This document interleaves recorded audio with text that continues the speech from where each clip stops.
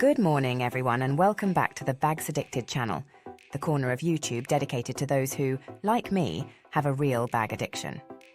Today we're going to take a look at the latest Gucci fashion show, the first of winter style since the arrival of Sabato de Sarno. I'm going to show you 10 looks that I loved and 10 bags from the new collection to see the new style of the Maison with its new creative director. First look of the fashion show, which gave me a certain sense of déjà vu. Are we having yet another revival of the 70s? The camel-coloured jacket, the wide lines of the trousers and the style of the glasses recall that decade and its subsequent reinterpretations. Overall, it is a somewhat boring look, already seen 1,000 times. But if nothing else, it is wearable and suitable for the life of ordinary people. Regarding these two outfits, however, de Sarno decided to put the 70s fringes on his jeans, but in a more glittery version. I appreciate the light, fresh colours, and the top of the second look is even elegant.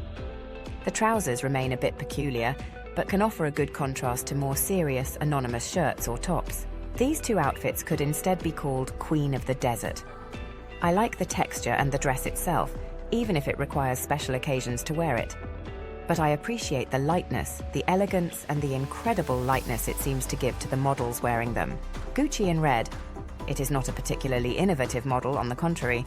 It is very simple and already seen, but appreciable and wearable precisely because of its simplicity.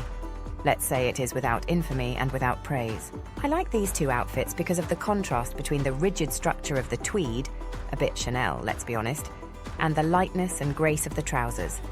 They remain two simple outfits, elegant and also suitable for ordinary people for evenings or chic occasions, but without excess.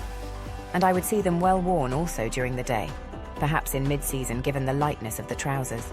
These three looks, I wanted to put them together because they all have this floral theme, a bit vintage, perhaps even too much so, in the sense that they are reminiscent of somewhat grandmotherly floral patterns. I do, however, appreciate the nostalgic attempt. These two looks, on the other hand, leave two very Gucci elements well in evidence: the white sock with the loafer. Otherwise, a bit too grey and boring, almost religious in shape and colour. The skirts really do look like nuns' skirts. And now for some clothes. I appreciate the clean and sober lines. Certainly quiet luxury can be felt. And it's like neoclassicism after Rococo by Michele. Two other classics, a little more aggressive than the previous ones, but still elegant. I especially like the suit with loafers, gender fluid and very cool. Last two outfits, clean, sober, wearable by ordinary people, and at the same time airy. Elegant in their simplicity of form and line. But now to the part of the collection that is closest to my heart. The bags. Here too, Sabato has decisively cleansed Gucci of all of Michele's Rococo trappings, returning to sober lines. Sometimes a little severe, but with the merit of having a less shouty and more discreet logo. This photo shows one of the main models I found in the photos of the fashion show and sums up all the concepts I have just exposed. Here is a black version, but we find the essentials reiterated. Simple shape, visible but not boorish logo. Quality leather. Unique colour that makes the bag combinable with different outfits. Perhaps more extrovert without falling into too much. The two-colour version, black and white, is also pretty. A bit Chanel, but also suitable for daytime and with a slightly more youthful and fresh spirit than the monochromatics. Here instead we see the second model of the bag that I found in different looks of the fashion show. The lines are still similar to those of the Jackie bag, but in a large version and with a certain softness reminiscent of the creations of other maisons. Here you see it with the typical Gucci monogram and the iconic fabric with the old-style grey-brown combination. In a quite luxury key, here it is revisited in black leather with no frills and no loud logos. I like its simplicity, even if it remains a large bag in which you risk losing the objects inside.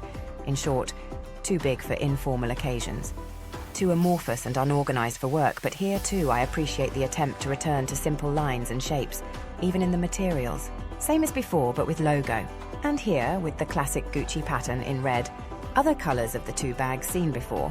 And here a sort of mix between the Tro types of bags. And here we are, my dear accessoire addicted. My little tour around last Gucci parade is completed. What do you think about? Do you like the transformation? Do you miss Alessandro Michele or like the old and new style of Sabato de Sarno? Write me down your thoughts, give me a like and see you in my next video.